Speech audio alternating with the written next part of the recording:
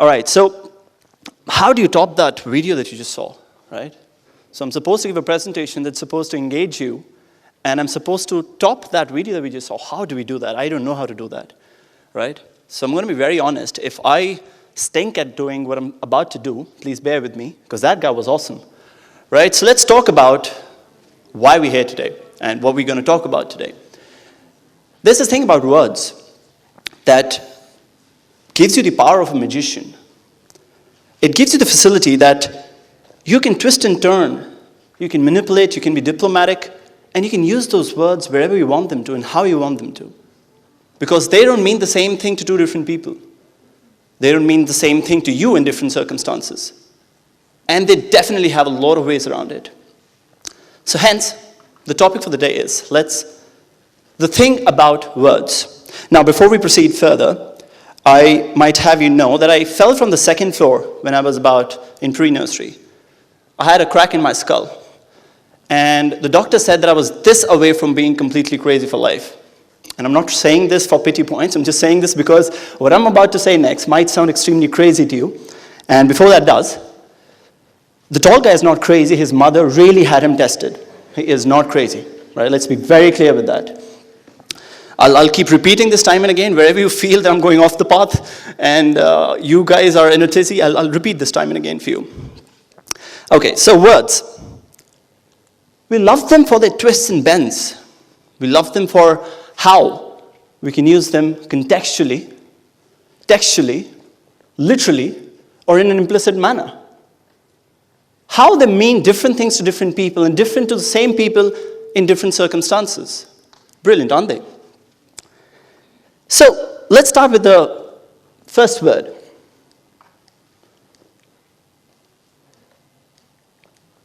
Right, so we feed on the words for their purpose, and we feed on the action that we want to fulfill using those words, right? So let's just quickly have a look at a few of the words that we can utilize for our own good, and we normally do on a day-to-day basis. Perfection. Now, this word is extremely close to me. One, because the guy I have idolized all my life, Steve Jobs, was harping about this word all the time about everything that he used to do, right? He used to display that level in everything he used to do. So this word really did stick to me at all times. And more so because whoever I worked with, they used to say that, Gaurav, you aim for perfection and you stick to this and you've got levels, and it gave me that pump. I used to start feeling like I'm almost Steve Jobs of that particular IT company that I was working for. But then, until this one day, a guy working in my team approached me and he said that, sir, I have a problem with you.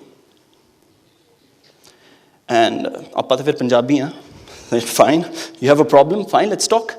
I did everything that I could to not just smash the person on the face and kind of knock his daylights out, but then I was very cordial with him. We sat in a glass room so that if I lose it, there's somebody to come in and rescue that guy, right? So he said that the only problem with you is that the least you expect of the other person is perfection.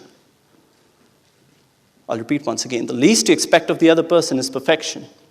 And you expect him to do the best. And he said that, sir, क्या ये possible नहीं है कि मेरी perfection और आपकी perfection different हो? And that got me thinking. This whole concept of perfection is extremely flawed. I mean, who's that one entity that decides that this is perfect and this is not? And isn't that decision based on what you've achieved and what you've done in life? So how can you just describe something and declare it and label it as perfect or not perfect? Probably the guy who comes in next is way better than me at designing a specific thing. He would find 10 flaws in what I've done. What about that perfection then? Hence, I came to realize one thing. Perfection is a destination where none of us are supposed to reach. It's an endpoint where I don't think anybody can ever reach. It's just that some of us are crazy enough to keep walking in that direction aimlessly, without hope that we'll ever come at that one point of time where we are best than everybody else in this world at one particular thing. Hence, it's a very flawed concept. Yet, we throw it around so much and so often for our own advantage, right? So typically in a corporate sector, this document is not perfect. Please just change this. Right? So a typical guilt-tripping case, or a typical case, we want something done according to you, we term it as perfection. Let's have a look at the next word. Can I have the next slide, please?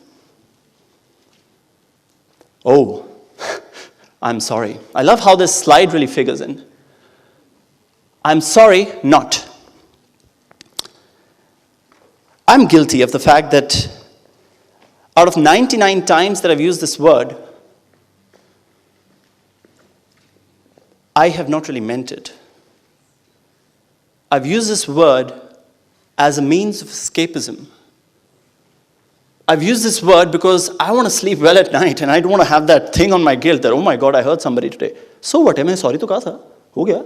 Kya karoon? So take a typical case. Your parents are scolding you. Your friends are messaging you. Chal yaar, late ho rahe hain. And you just look at the cell phone and you're still listening to the parents scolding you. Ha, mama, sorry yaar. Ab aage se nahi hoga aise. And then the next day we do the same thing.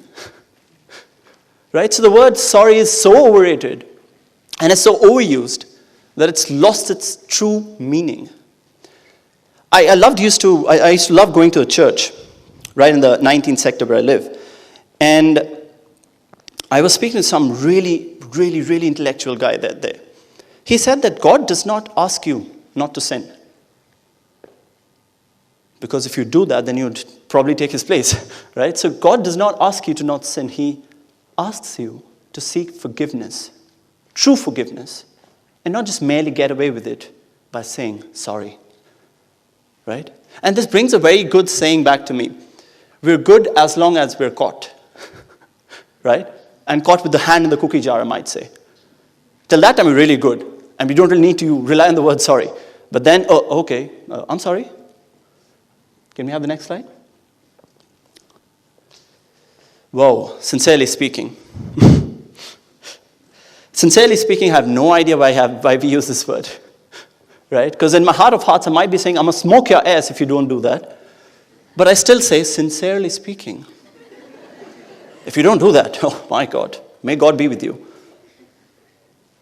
There was this famous quote about Kurt Cobain, and this is this time when Nirvana was doing really well, and some of the friends I had that at the time of college, they were really high into rock music.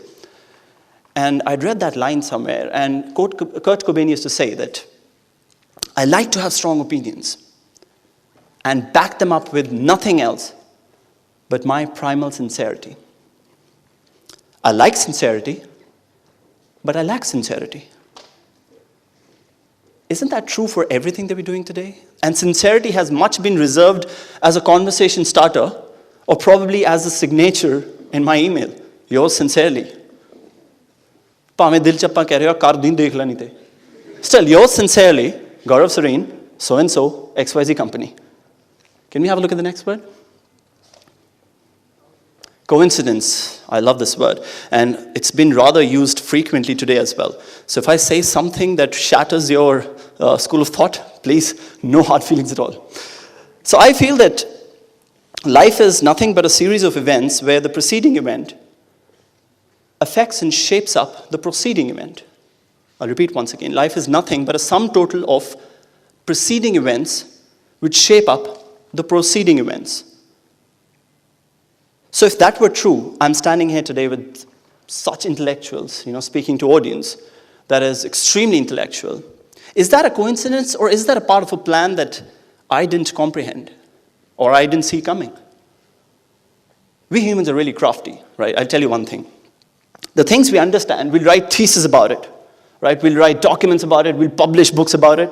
And the things we don't understand, we just come up with snazzy terms for it, right? So isn't it just another term that we came for events or a bigger plan that is far beyond our comprehension? Something worked somewhere, somehow, and hence I'm standing here today.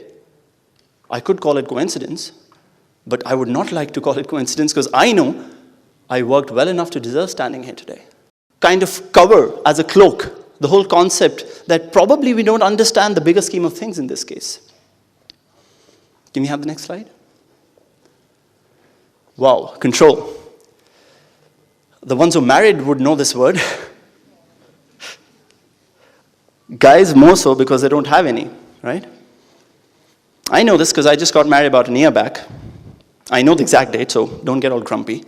So my wife is sitting right on the couch, right in the first row. So everybody who's known me has known the fact that I'm a control freak, right? I like to control all elements in my life, everything. I have to agree to it. One, because if I don't, I might get to hear a lot of things that are not so nice. This thing has to fund itself. So I can give you a piece in the cake right now, but I can't give you the entire cake. So you'll have to agree for slightly less than what you're quoting. Fair enough. The deal was signed in, everything was good. But when I came back home, I was realizing that, dude, that lady was smarter than I was. She knew in the first place that I want the project. She knew in the first place that I can do it. All she was waiting for the right moment to control the discussion. Can we have the next word?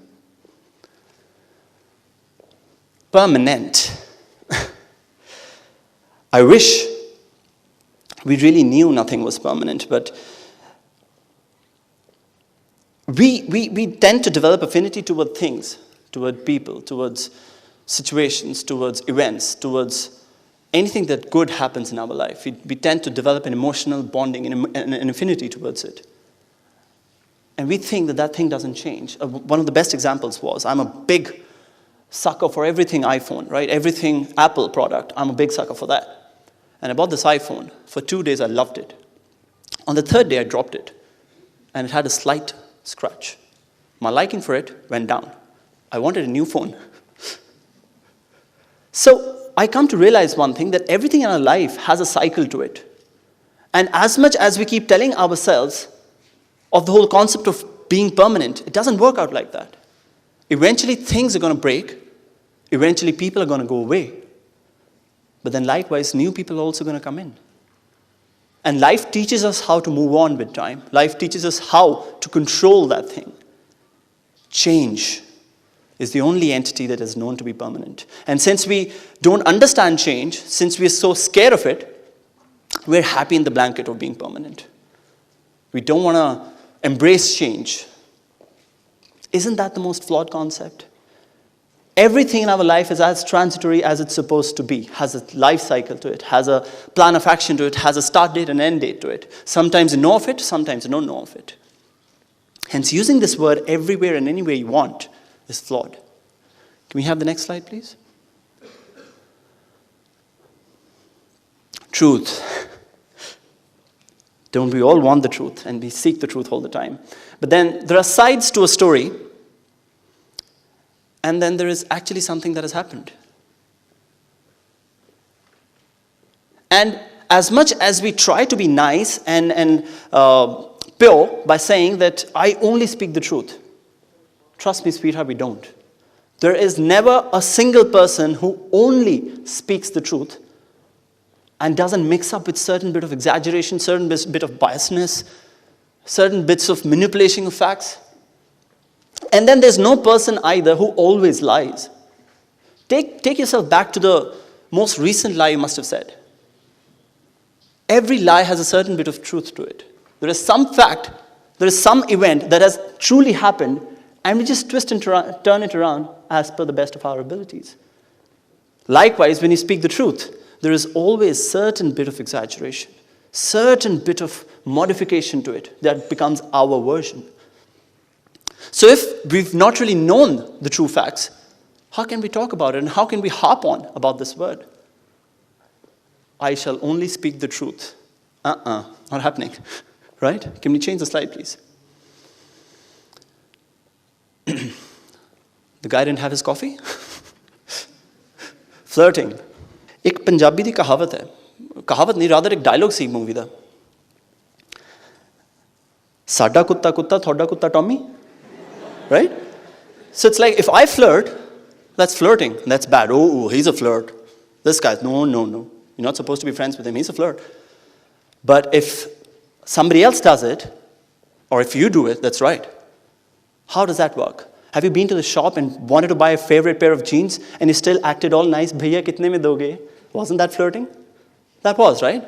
So if a guy does it for some purpose he wants to solve, as long as it's within limits, it's all good. So there's nothing good and nothing bad about it. Can we quickly change the slide? before my wife. Yeah. Change the slide, coffee. Now, isn't this girl pretty? And I almost wish I was there clicking that picture. But then marriage happened and life happened, so I can't be in that, right?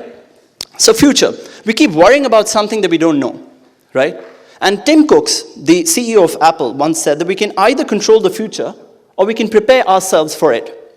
Rather than worrying about something that you don't know how life is going to unfold, isn't it better that you build a character that can handle whatever circumstance life throws at you? Specifically for parents. They keep worrying about, "Hi, pata nahi ki banna mere bacche ne hai, nalayak ja padda nahi kuch." Right? But then how do you know that life is not going to succeed? Right? I failed in class 11. I barely passed my graduation. I did my MBA in 3 years. Yet I was a marketing head in a company. I mean, they must be crazy. Maybe for 1 day, 2 days, not for 4 years. Right? So life is going to unfold. Don't worry about the future. Just prepare yourself, build a character, and flow with it. Change the slide, please. Request. Again, one of those words which we really have to use, but we don't want to do that. Right? I request you to please do this and do that. In the hearts of hearts, we're all just saying, better do that, or I'm going to smoke you. Right? I'm going to come down to this seat and give you a verbal bashing that you've never imagined. Right? So in the hearts of hearts, we're doing that. Can we change the word, please? Guy, change the word. Thank you. Satisfaction. One word that we don't truly comprehend, yet never appreciate. I was going to the office one day, and on the divider, there was this guy sitting, a small kid, dressed in rags. And all he held was a banana, right? And I was sitting in my comfortable car, AC on at the full swing, just the house music playing that I love to listen to while I'm driving. And I had some issues in my mind that I was thinking about, very unsatisfied, very, very unhappy at that moment. And that kid was looking at the banana and peeling it off and eating it. And that look on his face, as if that's the only meal that he's going to have in the day, the so-called nourished meal. And it was, look at the contradictory situation. I was in my car, and I was unhappy about it. I had everything that a guy could imagine. Right job, perfect car, just the music, and still I was unhappy. So it came to understanding that satisfaction is one term which is not the same for everybody, not the same for the same person in different zones of time. Likewise, I'll take you back to another story and quickly, before these guys kill me for exceeding the time. So, 12th boards, my parents were extremely worried whether I'm going to pass or not. And I was working at a call center at that point of time. And the result came out, my dad called me up, had to print the result 5 times to understand and believe the fact that I've actually scored an 80%, scored 95 in English. Yes, I did that to flaunt. But, so that happened. And when he told me about the result, I went inside the office, and there were these 2 girls. One of them was not very happy. She was almost in tears, and she was crying. And me being the kind gentleman that I am, I went to those ladies and I said, what happened? She said, yaar, iske bade kam marks aaye hain. I said, why? Sirf 89% aaye. And I was like, dude. Can you show the next slide for my exact reaction? So, my exact reaction, have you seen that movie, Carry On Jatta and Binu Till doing the typical this? That was my reaction. Is it crazy? 89% and you're still worried about it? Take some of mine. I've scored 80. Take 10%. Right? So, satisfaction is not the same thing. How can we use it in the same context for everybody? Right? This next word is something that my parents are going to love. Right? They love it because their son is apparently farthest away from it as possible. But I think this term is wrong. There's nothing known as just maturity. The actual concept is selective maturity. Different people tend to react differently to different situations. The same guy that we thought was very mature would do things that would surprise you to the extent, right? They would put you in a contradiction of thoughts that this guy was supposed to be mature. What is he doing? And the guy who was supposed to be immature can handle clients from all across the globe and talk to them at any point of time in the day and ramble on about topics that probably he would have never imagined he'd known in the first place. Isn't this concept flawed then? Can we have the next slide, please? Success. Success to my friend working with me in the IT company that I worked for previously was a bottle of Old Monk and just the speakers that he could afford to listen to Nirvana. That was success for him. For me, success was entirely different. Me being the greedy, audacious soul that I am, I had to learn everything. I had to reach the top. I had to race with everybody to make sure that my work was noticed, was appreciated, recognized, and I had the right increments at the right point of time. So how can we say success in just one context for everybody? Can we have the next slide, please? I love this one. This shot was actually taken by a dear friend of mine. Really good one, actually. So, just as we humans feed on words for different purposes, karma doesn't feed on words. It feeds on your actions. It feeds on the purpose that you end up solving. So next time you're about to have your way with words, and you're about to dazzle somebody with it, and you're about to swindle somebody with it, or you're about to escape from some situation, think about that karma. Regardless of how big a magician you are with words, karma will get you, boy. Right? He's the biggest controller of all things. Right? And the last slide, please. Thanks for your time. And I am sorry if I've been a pain. Again, I'm sorry, / not, for being a pain. And everybody's been patient except for that guy who yawned, right? And that guy who was looking at that cute girls. Right? I have my eyes on you. Keep that in mind. Right? Thank you so much. Thank you.